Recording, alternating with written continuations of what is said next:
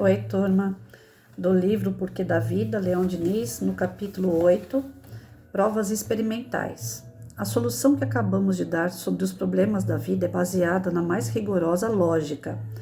É conforme com as crenças dos maiores gênios da antiguidade, os ensinos de Sócrates, de Platão, de Orígenes, está em concordância com as profundas doutrinas dos druidas que, depois de 20 séculos, puderam ser reconstituídas pela história e hoje extasiam o espírito humano.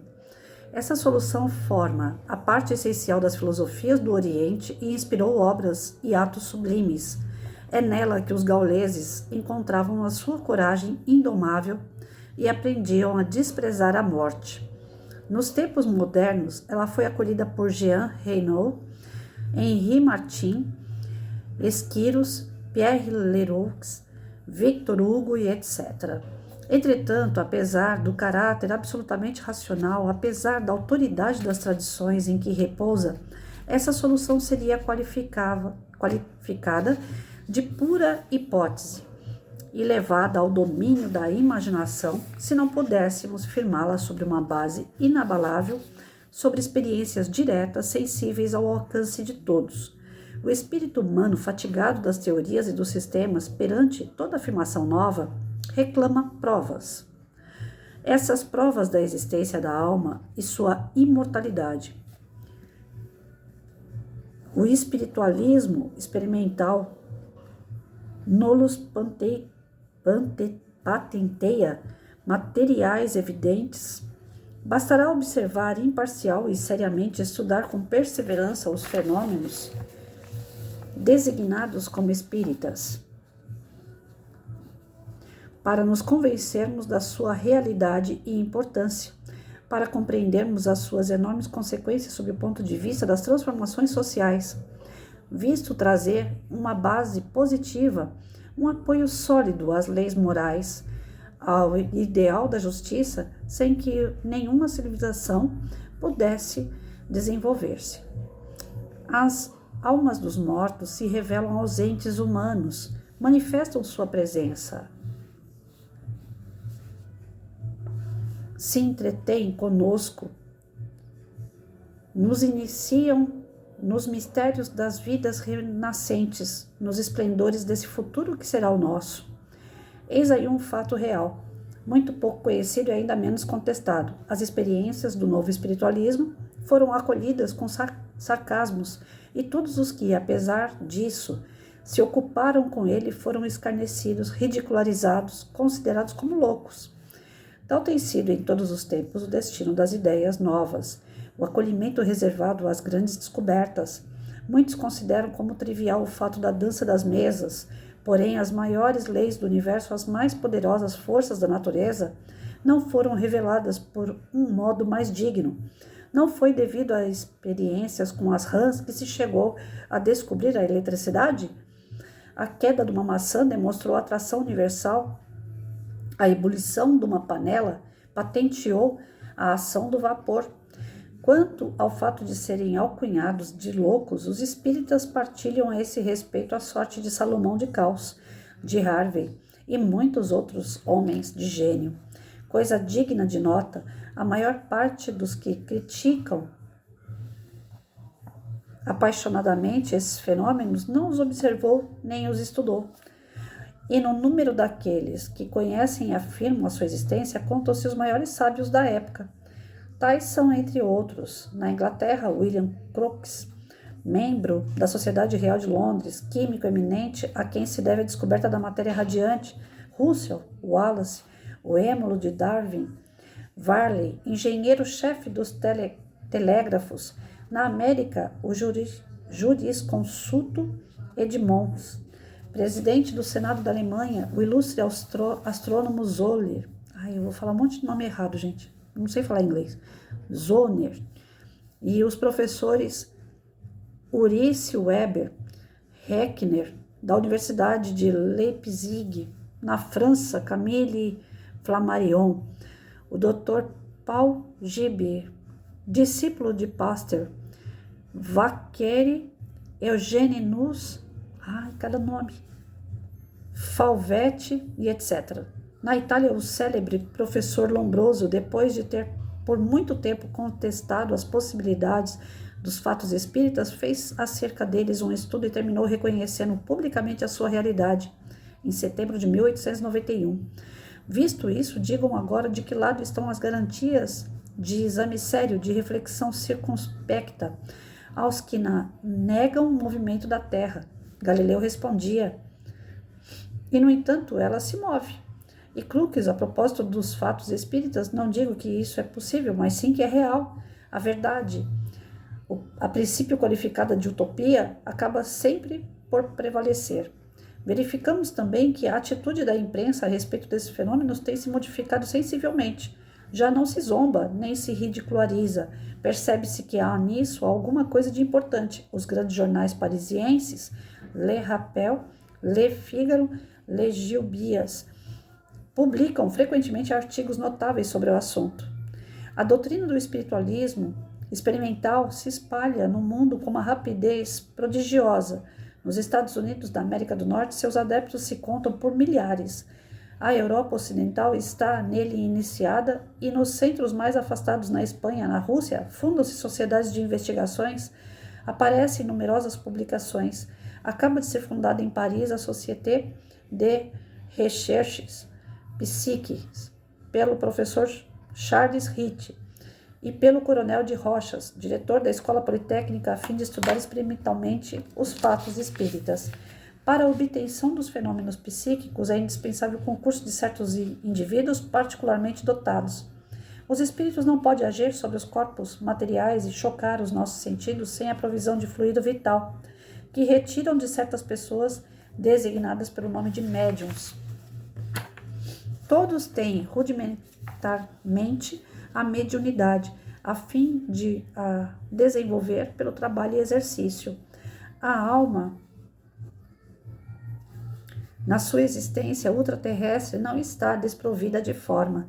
Tem um corpo fluídico de matéria vaporosa, quintessenciada, que reveste todas as aparências do corpo humano e que se denomina perispírito. O perispírito é pré-existente e sobrevive ao corpo material.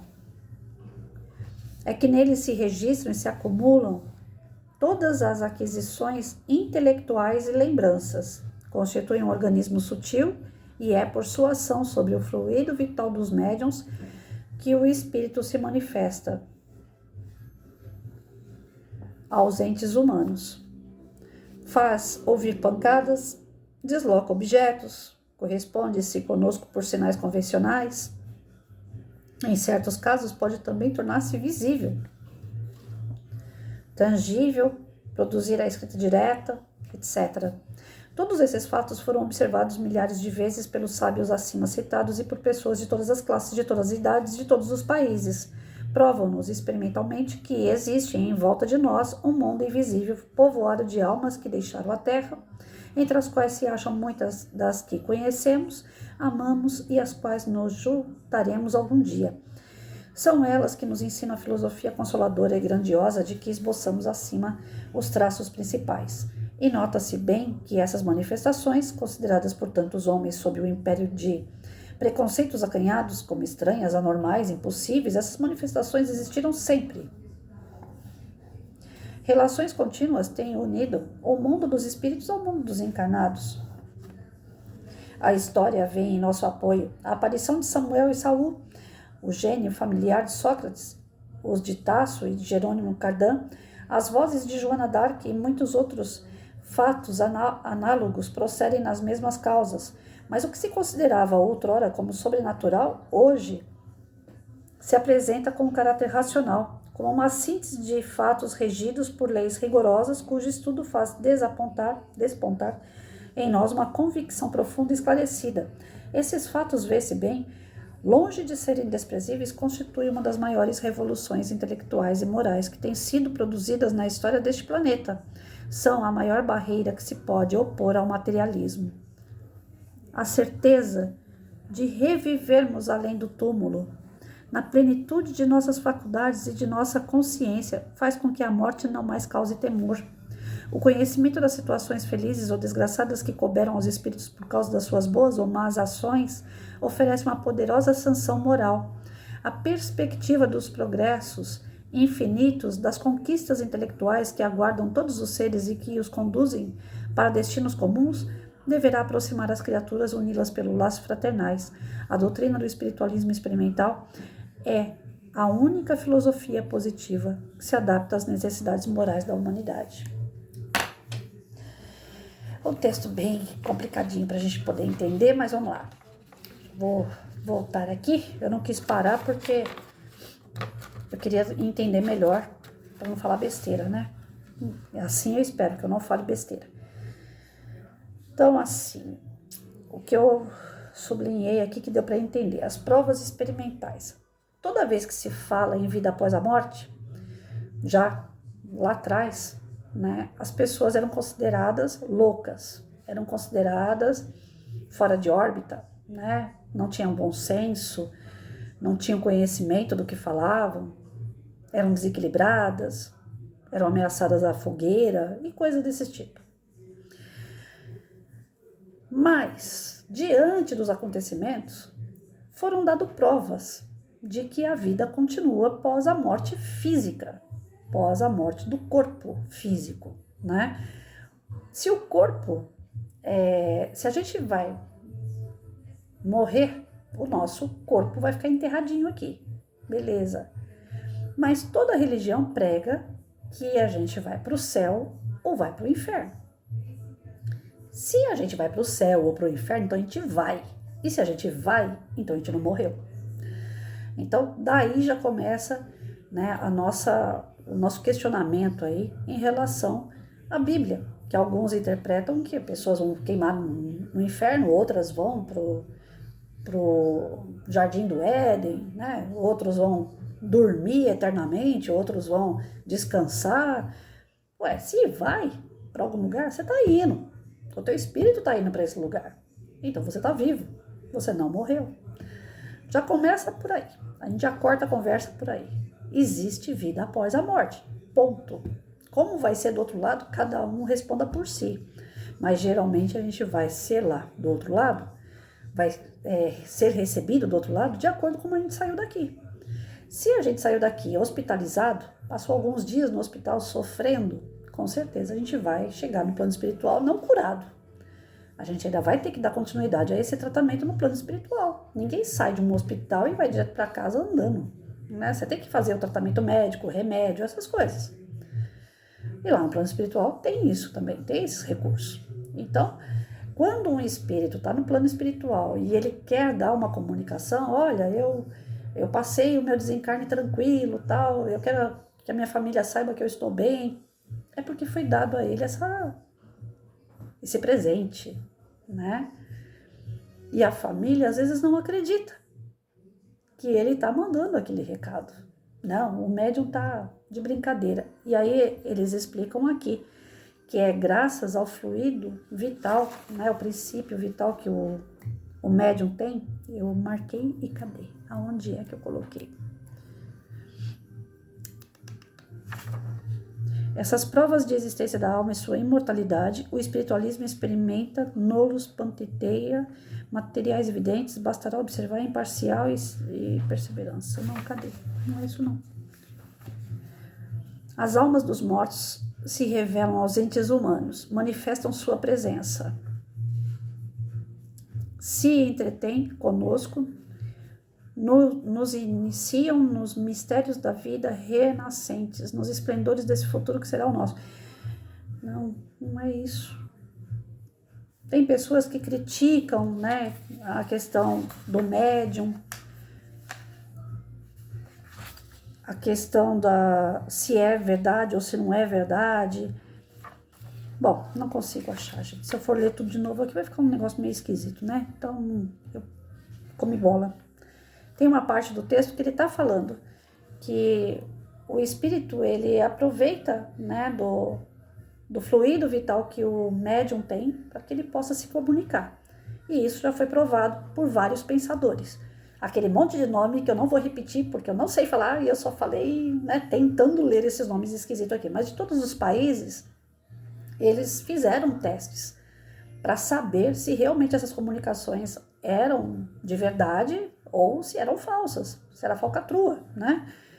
E eles viram que realmente o espírito ele precisa desse fluido vital que o médium tem para que ele possa canalizar o desejo da fala dele, a expressão do que ele precisa passar para a família, né? Ou até mesmo os seus desencontros, aí, os seus desafetos. O médium vai estar recebendo, né, a intuição, né, ou vai estar vendo esse espírito através da sua materialização, porque o espírito ele pode se comunicar intuindo o médium, né? Eu sou aquela médium que eu sinto a presença e sinto a intuição do que ele quer dizer, aí eu consigo psicografar. Né? Já estou meio enferrujada, porque faz tempo que eu não faço isso. Estou tentando aí voltar ativa e acho que vai dar certo. Eu gosto disso.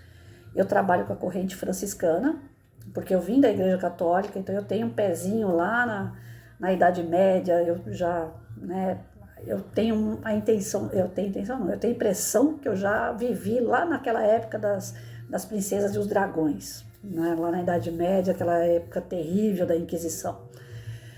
E eu sou muito ligada a essa época, tudo que é filme sobre Idade Média, eu gosto de assistir. Aquilo ali é como se eu estivesse entrando na minha casa novamente, né? Então eu tenho um pezinho lá na Idade Média, eu tenho certeza que eu passei por alguns apertos lá atrás.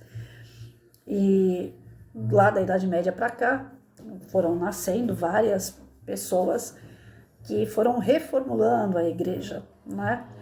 E o Francisco de Assis é um cara assim que eu sigo, eu tento seguir ele o mais que eu posso. O amor que ele tem aos animais, o amor que ele tem às pessoas com dificuldades, o amor que ele tem de querer abraçar as pessoas, esse carinho que o Francisco de Assis tinha, né? Enquanto estava aqui no nosso planeta, e ele passa isso para a gente no plano espiritual o tempo todo. Depois de Jesus, eu acho que Francisco de Assis seria o segundo cara assim mais perfeito que eu já tenha visto, apesar das falhas dele no início da encarnação, como Francisco de Assis. Mas ele se redimiu e ele acabou largando a riqueza, largando tudo, né? Depois vocês leem um pouquinho sobre Francisco de Assis, vocês vão gostar. Ele larga tudo, a riqueza, ele larga o pai para trás e fala, não, eu quero ajudar o próximo, né? Ele era um cavaleiro, ele ia para as guerras daquela época, né? As guerras do lado europeu, um querendo conquistar a terra do outro. Ele falou, não quero nada disso, eu quero ajudar o próximo. Eu vou largar tudo isso e vou abrir aí a minha corrente franciscana. Ele foi contra o Papa, ele foi contra todo mundo, ele não estava nem aí. O que ele queria é trabalhar na humildade. Então, eu me vejo muito nessa situação, que às vezes eu brigo comigo para eu ser mais humilde, né? Então, eu quero isso, eu quero ser uma pessoa que possa ser útil às outras, que seja instrumento de verdade, que leve o amor, que leve a paz para aqueles que vêm até mim, né? E então, quando eu vou fazer a psicografia, eu não vejo, mas eu sinto aquele espírito que está próximo, né? É um calorzinho, ou então é um ventinho, e a gente sente aquela energia forte do lado, a intuição vem daquilo que você deve escrever, né? Você não pode cortar uma palavra, não adianta você querer escrever bonito, você tem que escrever o que a pessoa está falando para você. Então, da corrente franciscana, geralmente vem mensagens positivas, de incentivo, de motivação, a pessoa que está ali para um tratamento. Tem médiums que conseguem já ver, né? E vendo, eles conseguem também passar isso para o papel. Ou eles apenas dão um recado oral. Porque, ó, eu vi, ele falou tal coisa, pronto. Né? Então, cada médium ele vai receber de uma forma diferente a comunicação espiritual. E pela ciência, e pelos pensadores antigos e os novos pensadores, as provas estão aí. Não é nenhum fato paranormal, alguma coisa excepcional. Não, todos nós somos médiums. Todas as pessoas vieram do plano espiritual. Então, todos nós podemos comunicar com quem está lá. Só que tem pessoas que não conseguem disciplinar isso e acabam, sim, ficando até loucas. Tá lá no meio da rua, tá falando com o espírito, aí o outro passa e fala, com quem que essa mulher tá falando, gente? Não tem ninguém ali com ela. Né? Então, quando você sente a presença de um amigo espiritual, que ele quer dar algum tipo de comunicação, O ideal é que isso aconteça dentro de uma casa espírita, seja ela espírita kardecista, seja ela espiritualista da Umbanda, Candomblé, Quimbanda, sei lá mais o que tem por aí. Mas se há comunicação dentro de casa ou na rua, tá faltando disciplina. Isso não pode acontecer. Emmanuel, eu sempre falava pro Chico, disciplina, disciplina, disciplina, disciplina. Porque senão fica mesmo como um doido. Aí cai por terra todas aquelas provas de que a gente fala, é uma coisa séria. Você receber uma comunicação do plano espiritual é algo muito sério. Então não pode ser feito em qualquer lugar. Ah, não, eu faço psicografia, então vou ficar aqui em casa, ó, vamos, manda recado para mim que eu vou fazer. Aí a Maria liga para mim, Patrícia, você faz uma comunicação aí do meu marido que morreu semana passada. Aí a Patrícia está aqui dentro de casa fazendo comunicação. Vocês acham que é assim que funciona? Lógico que não, né? Isso não existe. Eu falo que o telefone, eu falo porque eu já ouvi dizer isso, né? O telefone toca de lá para cá, não é daqui para lá, não é quando eu quero, é quando a espiritualidade acha que deve ser mandado. E isso, a espiritualidade séria, só trabalha em centros sérios, para que isso realmente seja uma coisa real, não duvidosa, como grande parte da nossa história, né, as pessoas duvidavam dessas comunicações. O próprio Allan Kardec duvidava. Ele falava, não, deve ter algum tipo de imã embaixo dessas mesas, por isso que elas ficam batendo e tal. Não deve ser algo real. O Allan Kardec foi profundo na sua pesquisa para ver que realmente as mesas girantes, elas aconteciam independente de uma energia de ímã, como ele imaginava, né? Então, a gente consegue entender desse texto que a nossa evolução espiritual está ligada ao quê? Às várias encarnações, né? É um bálsamo para a gente saber que se a gente errar ainda tem oportunidade de consertar lá na frente, porque a gente não vai viver uma vida só. Esses amigos que estão no plano espiritual e que têm um pouco mais de conhecimento, eles passam esse conhecimento para nós enquanto encarnados aqui.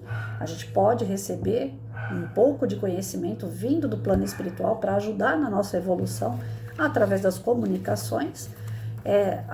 As provas a respeito dessas comunicações, elas são experimentais, então não são aquelas provas de ver um lugar só e pronto, já está provado, não. Tem experiência sobre isso em vários lugares, né? O Allan Kardec mesmo, ele recebeu a codificação que foi feita para o Espiritismo. O Allan Kardec recebeu mensagens de vários países ao mesmo tempo e com as mesmas mensagens, bem dizer, para poder provar que o que o espírito lá da Alemanha estava falando, o da Inglaterra também estava, o da França também estava, que eram as palavras verdadeiras. Por isso que nós temos hoje o Livro dos Espíritos, né? O Livro dos Espíritos, para nós, é uma enciclopédia maravilhosa.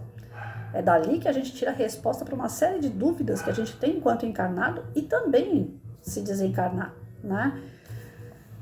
O que mais? Relações contínuas unindo o mundo dos espíritos. Tá. As relações, aqui ele fala que a gente tem relação contínua com a espiritualidade. A gente está ligado a eles o tempo todo.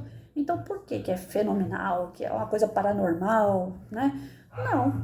Você tem o laço verdadeiro de amor com alguém, esse alguém faleceu, ele está lá do outro lado do plano espiritual, mas o seu elo de amor não rompe.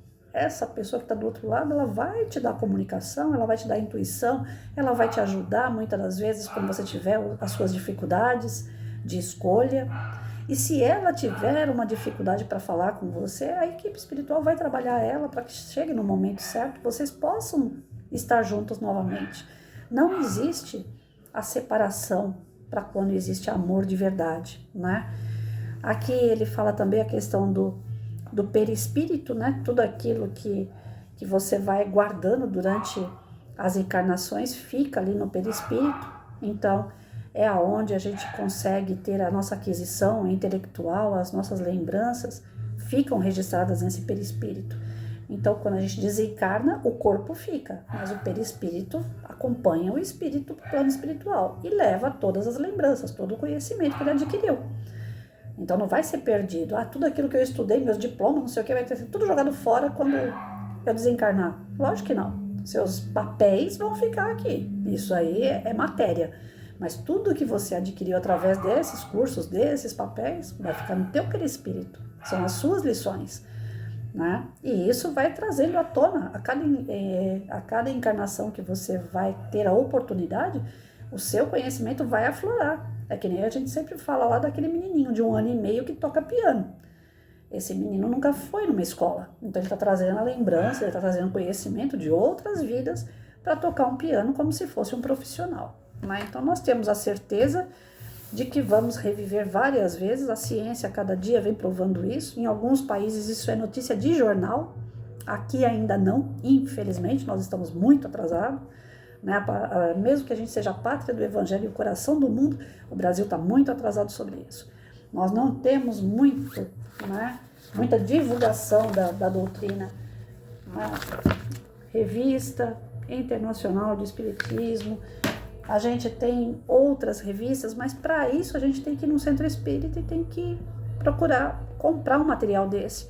Na internet se tem muita coisa sobre espiritismo, mas também tem muita besteira que eles colocam lá no meio do material sério do espiritismo. Então a gente tem que tomar muito cuidado, que a internet tem o seu lado bom, mas também tem o seu lado ruim que está implantado ali, lado a lado. Então a gente tem que ir numa fonte segura, a gente tem que procurar saber exatamente de onde que veio aquele livro, quem é o autor, quais são as ideias daquele autor, porque às vezes na própria literatura espírita tem os tendenciosos, né? Os que querem sair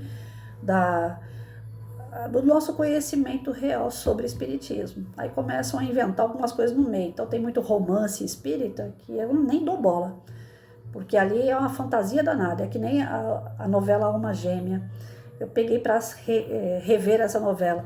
Tem tanta coisa que acontece ali na história que eu falo, meu Deus, que absurdo, né? E as pessoas compram aquela ideia, né? Não tem como acontecer algumas situações que eu vejo naquela novela, mas eu gosto de assistir justamente para isso, para poder pensar até onde o ser humano vai com a malícia de desvirtuar as ideias reais, né? E fantasiar na mente do povo uma situação que não existe. E quem entrar naquela situação ali, acreditar naquilo, vai ficar tão perdido quanto antes de assistir, né? Porque às vezes as pessoas vão assistir para ganhar conhecimento e acabam perdendo conhecimento. Então, dependendo das fontes, a gente se perde. O espiritismo, ele é algo muito sério. Os estudos são muito sérios, né? Eu, quando vou fazer as interpretações, vocês pensam que é fácil para mim? Não, eu morro de medo de falar besteira aqui. Eu sempre falei que eu não queria dar palestra em centro espírita, apesar de ser professora e ter sido chamada, porque eu morro de medo de falar uma besteira. Vai que eu falo uma besteira aqui que não tem nada a ver com o espiritismo como ele realmente é, e aí as pessoas falam, o espiritismo não presta, né? Não, se der alguma coisa errada aqui, eu sempre falo, a interpretação é minha. Eu jogo o vídeo para vocês fazerem a interpretação de vocês e colocarem aí em forma de comentário. Porque eu não sou a dona da razão, do conhecimento, pelo contrário, eu estou estudando tanto quanto vocês. É o que eu entendo que eu passo, mas de repente a minha interpretação está errada também. Então, aqui não tem nada de, a Patrícia está falando é aquilo. Não, de jeito nenhum, né? Então, o que eu entendo, eu passo. Mas não sei se eu estou entendendo direito, eu estou estudando virtual. Ninguém fala comigo, se não falar comigo, eu não sei se eu estou falando certo ou não, né, gente? Então é isso, né? Aqui nós temos que entender desse texto, né, que existem as provas experimentais e aqui vão concluindo que tudo o que acontece dentro do espiritismo são fatos, não é nada inventado. Mas para isso a gente tem que ir nas fontes corretas para descobrir o que é fato e o que é mentira, né? Porque tá cheio de mentira por aí. Fiquem com Deus, que Deus abençoe. Até mais.